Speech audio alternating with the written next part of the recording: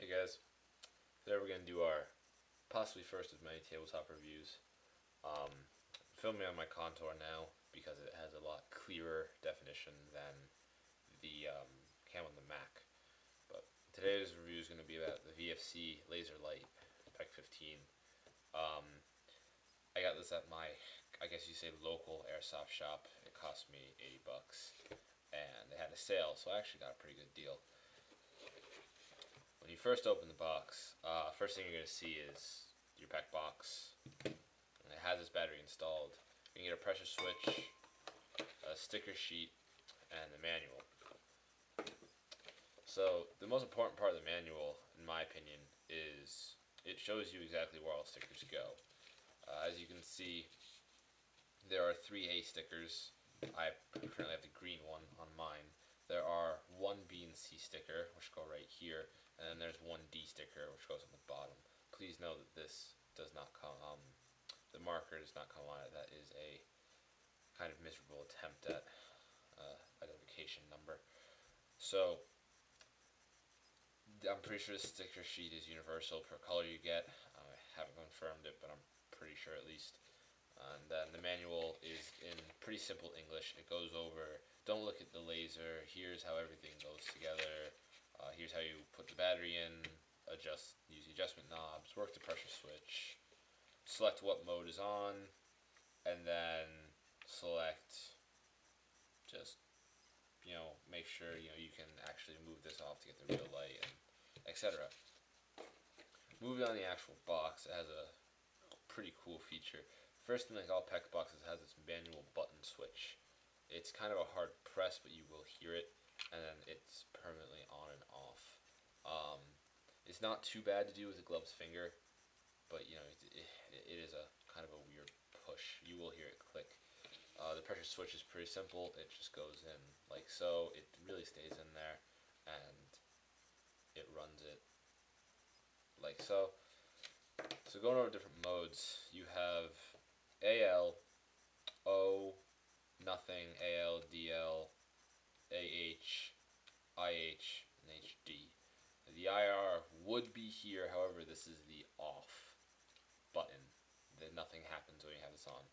So, we're going to use the pressure switch to demonstrate. It's easier to push.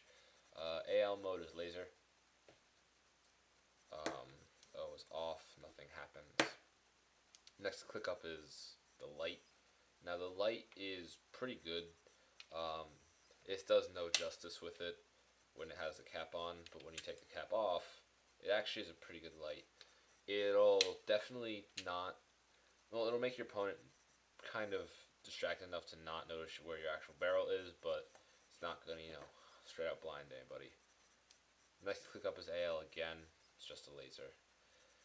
Click DL is both. DL is the laser and the light together.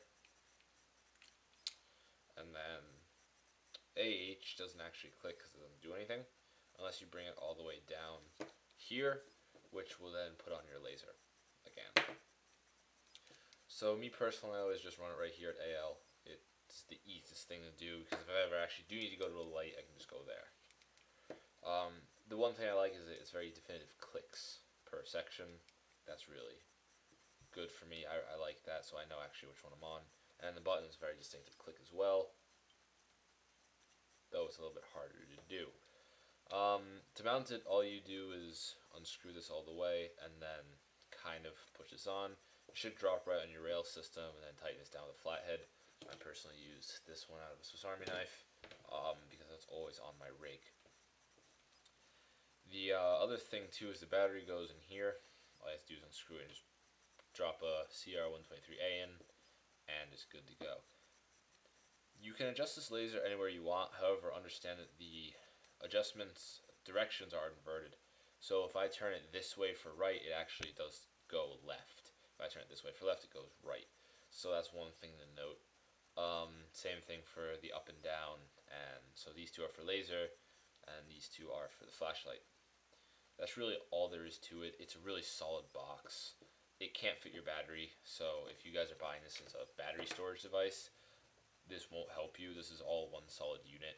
There's no room for battery in here, and on top of that, you have to undo like screws like this, that, gear, and even if you could get a battery in there, you wouldn't be able to get it out to swap on in any time soon at all. So for what it's worth, as in a very Gucci kind of extra item, it does serve its purpose really well. The laser is very definitive. You can see it in daylight. You can see it if you're outside. Personally, I only use it for CQB, and I do like to run it with the protective cap on, and if I have to, I can run it with the protective cap off.